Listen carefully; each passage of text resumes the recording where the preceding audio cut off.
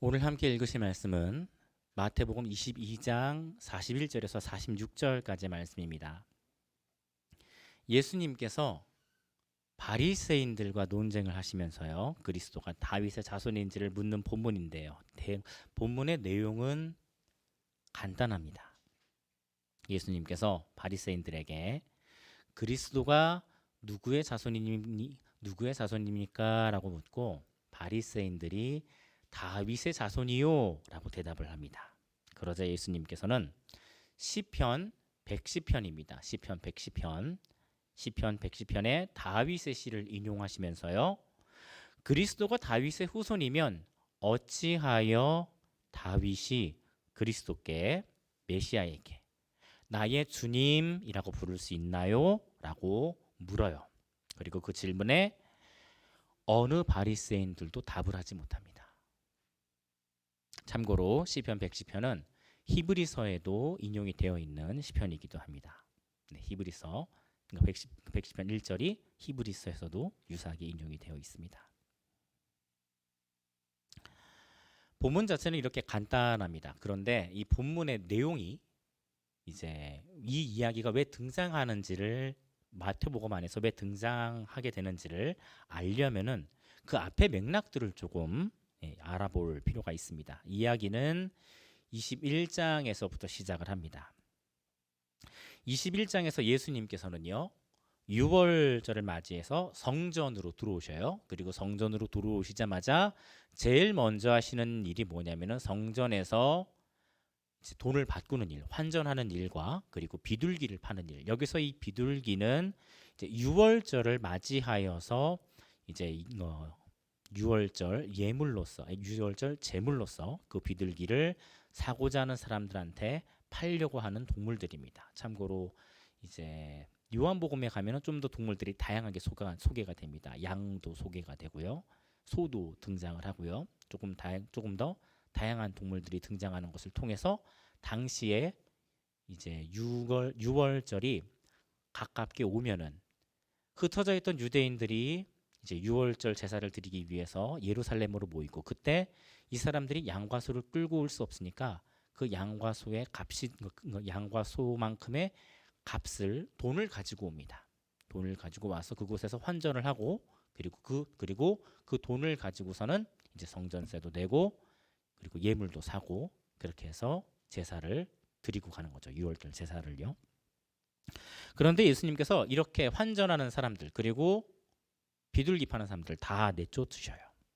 그리고선 이제 하시는 말씀이, 하나님의 집은 기도하는 집이 되어야 하는데 너희는 강도의 소굴을 만들었구나 라고 말씀을 하셔요. 자, 이러한 모습은요, 성전 안에서 이렇게 예수님께서 사람들을 내쫓는 모습은 마치 이제 앞으로 예수님께서 말씀하시고 또 이제 앞으로 드러나게 될 성전 심판에 대해서 예수님께서 예고하신 듯한 모습입니다. 자, 그리고요, 예수님께서 성전에 들어가셔서 사람들에게 이제 가르치시기 시작을 하고요, 여기에서부터 대제사장과 장로들, 사두개인, 바리새인들이요, 이제 예수님께 오면서 예수님과 여러 가지 논쟁들이 시작이 됩니다. 지금 제가 불러드린 이 사람들은 당시에 이제 유대인들 사이에서 그 유대 사회의 정치적 실세가 되는 사람들입니다. 정치적 리더이자 당시의 실세인 거죠. 실세가 되는 사람들입니다. 대제사장이 이제 예수님에게 와서 권위에 대해서 묻습니다. 당신이 도대체 무슨 권위를 가지고선 이 성전에 와서 이렇게 가르치시는 것입니까? 그때 이제 예수님께서는요, 그 권위에 대한 이야기를 이제 그 대제사장과 그리고 장로들입니다. 함께 모여서 이야기를 하면서 반대로 또 이 사람들에게 예수님이 질문을 하셔요. 누가 아버지에게 순종하는 자녀인지에 대해서 이제 하나의 이야기를 들려주시면서요, 누가 순종하는 자녀입니까? 라고 이제 들려주시는데, 이제 결국에 그 이야기의 요지는요, 하나님 나라에서는 순종하는 자녀, 여기서 말하는 순종하는 자녀는요, 예수님을 믿는 것이 포함이 되어 있습니다. 여기서 말하는 순종에는 예수님을 따르는 게 포함이 되어 있어요. 예수님을 따르는 것을 포함하여서요. 하나님께 순종하면서 열매 맺는 백성에게 주어지는 것입니다라고 예수님께서 말씀을 하셔요. 이 이야기는요. 결국 바리새인과 대제사장 이러한 사람들을 예수님께서 심판하시고 새로운 백성으로서 하나님 나라를 채우실 것이라는 이야기입니다.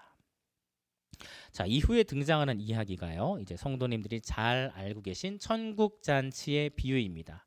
어느 한 나라의 왕이 초대장을 열심히 돌렸는데 정작 초대한 사람들은 오지 않습니다.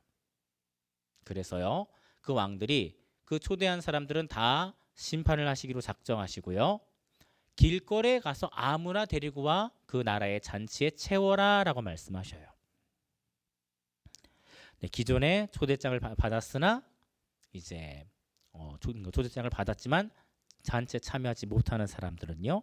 예수님을 따르지 않는 대제사장, 사두개인, 바리새인, 장로들 바로 이러한 사람들인 거죠. 이후에 사두개인들과의 논쟁에서도 마찬가지입니다. 이제 사두개인들은 모세 오경만 믿는 그런 특징이 있고요. 모세 오경만을 중요시 여기는 특징이 있고 이 사람들의 또 다른 특징은 천사와 부활을 믿지 않습니다. 특별히 이제 부활이 없다라는 주장을 가지고서는 예수님에게 와서 이제 한 가지 문제를 내어주자 예수님께서 그 부활과 관련된 문제를 두고선요. 출애굽기 3장 6절에 하나님께서 나는 아브라함의 하나님, 이삭의 하나님, 야곱의 하나님이다 라고 말씀하시는 그 말씀의 구절을 가지고서는요. 하나님께서는 산 사람의 하나님이지 죽은 사람의 하나님이 아니지 않느냐라고 말을 해요. 여기서 말하는 죽은 사람의 하나님이 아니지 않느냐라는 말은 만약에 이 사람들이 죽은 사람이라고 한다면 너희들은 역시 이 하나님마저 죽은 사람의 하나님으로 만드는 격이다 라는 의미가 되는 것이죠. 자, 그런데 여기에서 이제 중요한 것이 하나가 있습니다. 이 표현 안에서요. 아브라함, 이삭, 야곱 이 모두는요. 지금 현재 하나님 안에서 살아있다라는 것입니다. 하나님 나라는요. 영속적이다라는 것, 하나님 나라는 영원하다라는 것을 단편적인 이야기를 통해서 알 수 있게 해주시는 거예요. 그렇게 이제 이 이야기 가운데서요. 예수님께서는 예수님의 그 이야기 가운데서는요. 계속 이제 반복적으로 하나님의 자녀들을 새로이 모으시고 기존에 있는 이스라엘 백성들은 특히나 이제 예수님을 따르지 않는 이제 이스라엘의 정치 세력들은 하나님께서 심판하실 것이라는 예수님께서 심판하실 것이라는 내용이 반복이 됩니다.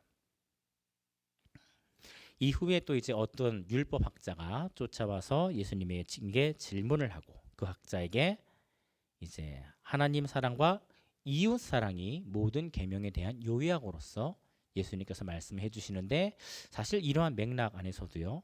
하나님 사랑과 이웃 사랑이 기독교 계명의 두 가지 큰 축이구나라는 걸 이해하면서도 또 반대로는 현재 이 유대인들과 관련해서는요.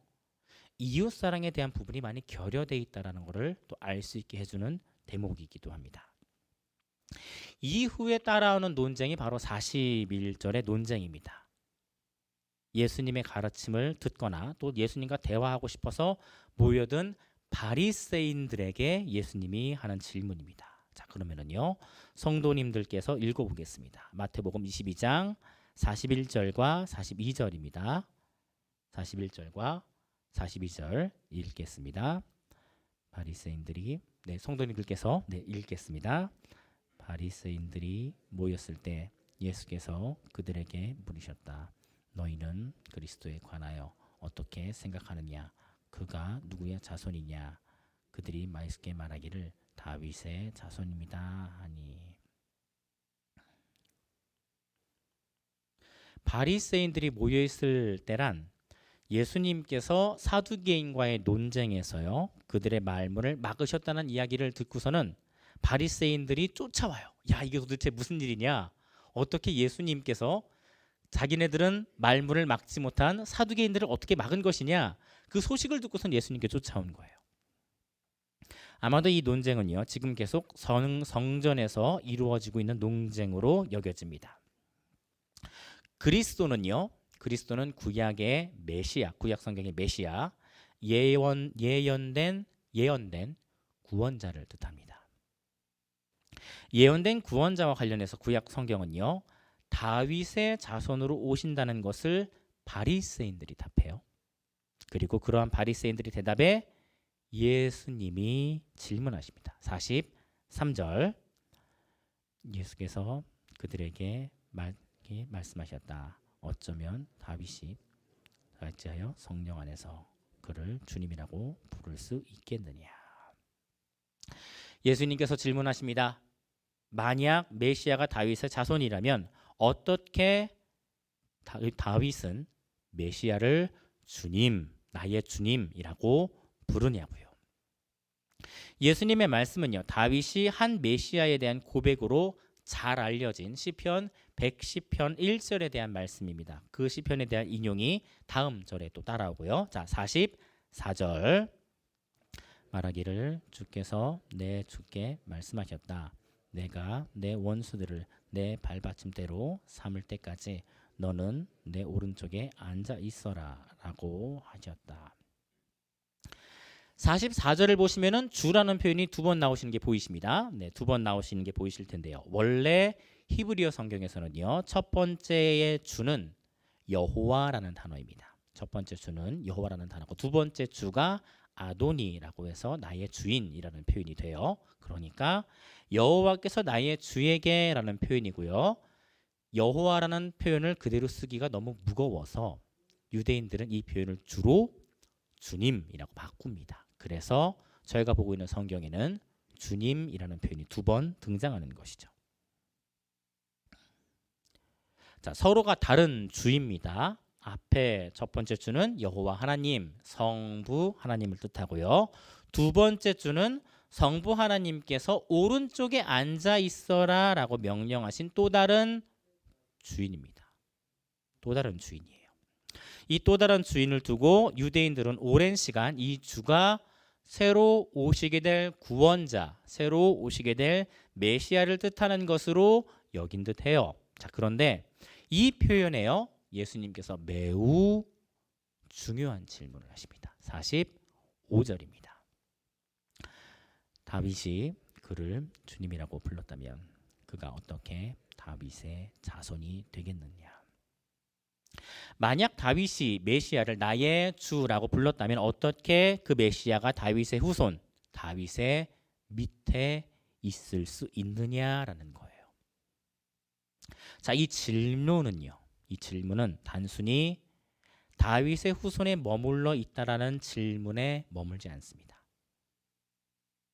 다윗은 왕의 계보를 뜻해요. 왕의 계보. 다윗의 후손이라는 것은요. 다윗 왕국에 속한 자를 뜻합니다. 다윗 왕국에 속한 자. 자, 그런데 메시아는요. 다윗 왕국보다도 더 높은 계열에 속해 있다라는 것이에요. 다윗 왕국보다 더 높은 계열의 주인이 되신 메시아. 하나님 나라를 상속받는 그리스도 예수님.